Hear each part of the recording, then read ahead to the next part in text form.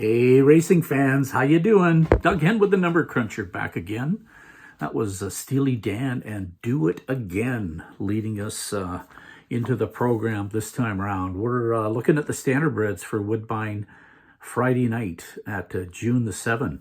Do it again because big special thank you from me to my colleague and friend Mike Probozzi for once again giving me an opportunity to share my selections on the Woodbine show on behalf of Nahu. So thanks very much, Mike. Much appreciated. I do love doing it. So let's get to what we have for that night. As you know, when I start on Friday night, I get back and have a look at Friday and Saturday from the week before. And isn't it a great story? I lost money both nights. And again, it's a little bit tied to the fact that I got to get exactas and tries. You got to get all three horses of my top three there in order to get the try. So I'm going to miss quite a few of those. But I thought in addition to sharing that honest information about how I'm doing, I thought it might be fun to track and talk a little bit about how the front half speed, the middle move horses, and adjusted closing quarter horses are doing, because I'm following it behind the scenes, and I thought I would just share that with you.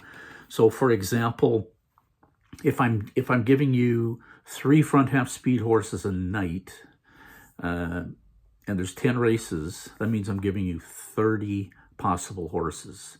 And then there's only a few middle move horses, and then there's another 30 possible ones in the adjusted closing quarter. Admittedly, there's some ties in there that we do also show in those categories. So I guess the bottom line is, how many are we missing? So out of, for example, on the Friday and Saturday combined last week, there'd be 5 horses, 5 winners we missed on the 2 cards. So that's 5 out of 20 that just weren't provided in any of those categories. Another 5 seconds, and then 10 thirds. So for the weekend overall, I'd say I'd like to be doing a little bit better than that, but that's not too bad. The wins and the places, that's 75% or at least there. So then it's up to me and or you to pull out the right ones. Lots of times there's duplication too. They'll be in the front half category and the closing quarter, and typically those are good ones to bet. But always learning. Got to be reminding myself of some things. You know, I'm an objective handicapper, but we got to give our head a shake when we miss something that was over the line in terms of a subjective bit of information we need to follow. And I'm going to give you an example. Race 10 last Friday night, blew me a kiss. No offense to Nick Boyd, who trains and often drives this horse, but when you leave Nick Boyd in the training category and put on Jody Jameson, I think that's a very big item of note. I should have been much more focused in on that impactful event, and I wasn't. I think what threw me off is that the qualifier, after some time off, was just so bad. He broke before the start, just ran along last and got beat by 19 lengths. So I was kind of assuming the horse just wasn't ready, but it just had a perfect trip, as Jody would be able to give it, and it popped for big money. So that's the kind of thing. I'm all about objective handicapping. Drivers, there's a bunch of good drivers, but let's focus on the big changes in terms of the driver categories, and I'm going to do my best to be a little more on top of that. So I guess my point on some of this is that, you know what, we didn't do too bad in terms of providing most of the horses that are there in the first, second, and third place position. I'm going to track that and provide it maybe with a little more detail as we go. I think it's important, and it's a good way to understand that we should be, for example, more focused than we often are on a front half speed horse. I don't know about you, but I find that I'm kind of attracted to the one who can come home fast, that 26-second flat, 25 and something. Obviously, it's hard not to think, man, I need to bet that horse. But you know what? The guys who got out front and can hold it for the distance, they're winning a lot of races. So we just got to be aware of that. So take all the information the program is giving us and use it to our best. Sorry for the ramble to start. Let's get started. I'm going to go through Friday, June the 7th at Woodbine Standardbreds. Front half speed, 9, 6, and 10. Middle move horses, 1, and then 2 and 5 are tied. Adjusted closing quarter, 4, 3, and then 5 and 7 are tied. In terms of selections, I've gone with the 5 in this first race. I don't like the fact that we believe in, it's coming from well back, but it is what it is. He came from 8th to 1st, and he's only had a couple of starts even this year. So it looks like it could be a good one. And certainly the closing quarter and a little bit of a middle move in the middle means to me this one deserves top billing. For second, Distant Lover, the 6 makes a lot of sense. For third, I'm going to move Peeler up a touch. The numbers are pretty good, and we're adding Dexter Dunn. There's my point. You know, we bring Dexter into the mix over Billy Davis Jr. last time. No offense to Billy Davis. And Aviana for 4th. So 5, 6, 2, 3 in the first race to get us going. 7, 3, 5, and 6 tied. That's our front half picks in race 2. No middle move horses. Adjusted closing quarter, 4, and then 2, 7. Selection-wise, I'm going to go with the 7. That's the speed pick, very close on the closing quarter as well. I think it might be a bit of a coming-out party for Mastercraft. One more time, Dexter Dunn is jumping on this one. Nothing wrong with Sylvain or Travis or Trevor Henry, but Dexter Dunn is Dexter Dunn. And this horse has ran all good races this year. I think we could see a little mini upset here with Mastercraft, the 7. For second, 3, Willow Time, probably the favorite. Third, I like the 2, Shermont, running well. And then to round it out, the 4th horse will be Top Mass, the 1. 7, 3, 2, 1 here in the second. Race 3, front half speed, 1, 3, and 5. No middle move horses. Adjusted closing quarter, 2, 3, and 7. Selection-wise, I'm going to stick with the closers for the most part. I like the 2, Twin Bee Joe Fresh, coming in from Philadelphia and Meadowlands. What a race last time. Just about wire to wire on the front. Wins by just about 7. 26 flat. And 148 and 2. And when you're on the front end and then come home in 26, I'm impressed. So Twin Bee Joe Fresh as our pick in this one. For second, the 3, Prohibition Legal, running great. Very nice horse. For third, Tells on a Roll. Same comments for sure. And then Grace Hill, who might be the best of them all, life to date. Wondering if Grace Hill is going to wake up, but program or calculation-wise, she's just there on the edge. So 2, 3, 5, and 7 in race 3. Race 4, front half speed, 10, 7, and then 4, 6 tied for third. No middle move horses again. Adjusted closing quarter, 7, 8, and 1. Selections. I'm going to go with the 7, Gigondis, and Doug McNair dropped to this level last time and ran quite well. I think second start at this level, we just might see a win out of Gigondis, the 7. For second, 5, Rowlin. For third, the 1, Hey Ralphie. And the 8 horse, My Holy Moly, for 4th. 7, 5, 1, and 8 in the 4th. Race 5, front half speed, 6, 3, and 7. No middle move horses again.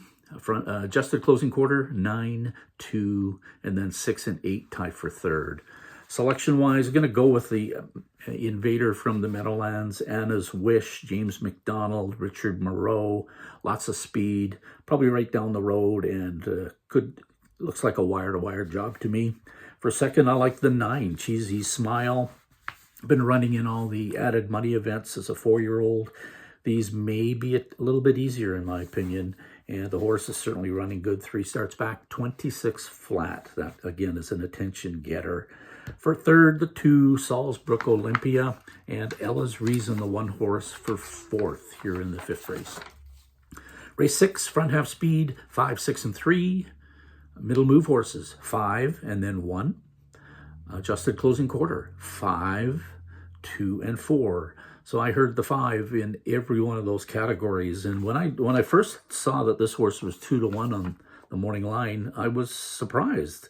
Looked a little closer, did the calculations, and now I'm a fan. It looks great in each of the categories. So putting Highland Kismet on top, the 5-horse. For second, obviously Griff is the danger.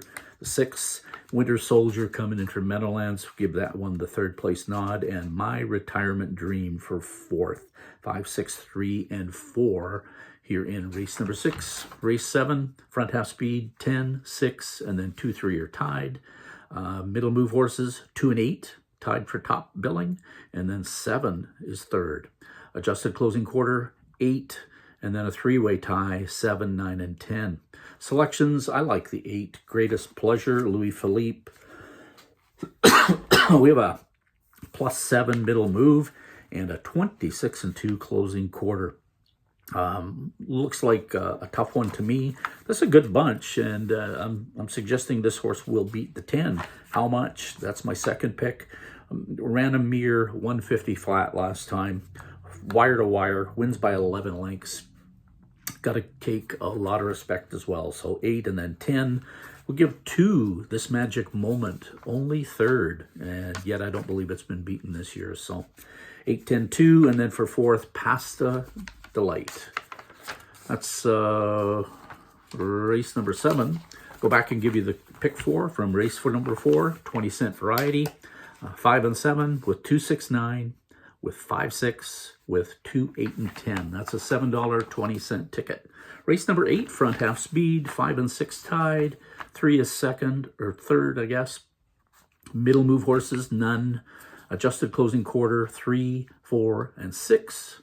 Selections. I'm going to say this is the week to jump on the Sylvia Hanover bandwagon. I haven't played her yet this year, and not on top at least. And I think couple of starts into her, this is the time to give her due. 26 flat last time, is really only second best in here to Talk Curdy to me, but I'm going to say Sylvia Hanover on top. Second, Silver Label for second. Talk Curdy to me for 3rd, and Always Be Naughty in 4th position. Race number 9, front half speed, 815. Middle move, it's the 5-horse, adjusted closing quarter, 7, 5, 6. Selections, I like the 7, Coco Jojo. This horse closes well. Broke a couple of starts ago. Other than that, it's always going hard at the finish. A 25 and 1, 4 starts back is easily the best on the program. For second, the other side of the coin. This is easily the best speed based on a 53 and 3. Was only 2 lengths behind last race, so Better with Glasses, the 8 for second. 5, Bonita's Best Bet, and then for 4th, Resilience, the 6. That's race number 9. In the 10th and final, the Jackpot High 5, front half speed 10 with 1, with 4, 7, and 8. No middle move horses. Adjusted closing quarter, 8 with 3, 5, 7. And then selections in the last. My selection is going to go with the 3 Powder Play. I don't quite understand how we're getting a 15 to 1 on the morning line. The source has been really good all year. Throw away the Flamborough race in its last.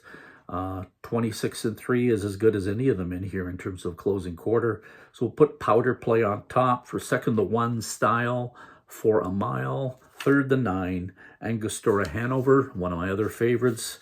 Gudo on the 8 for 4th, and She's Got It All for 5th. So the Jackpot High 5, 3, 1, 9, 8, and 7. The 20-cent late pick 4, starting in race number 7. I'm going to go with 2, 8, and 10, and then 4, 6 with 5, 7, and 8, and then 1, 3, 9 in the last leg. That's $10.80. That's the story from Woodbine, Friday night, June the 7th. Be sure to watch me on the Woodbine broadcast, or you won't be watching me, but hopefully you'll see a few of my selections here and there. Have good luck this Friday night. Saturday's card coming next, and with the North America Cup eliminations, it's going to be a beauty. See you soon.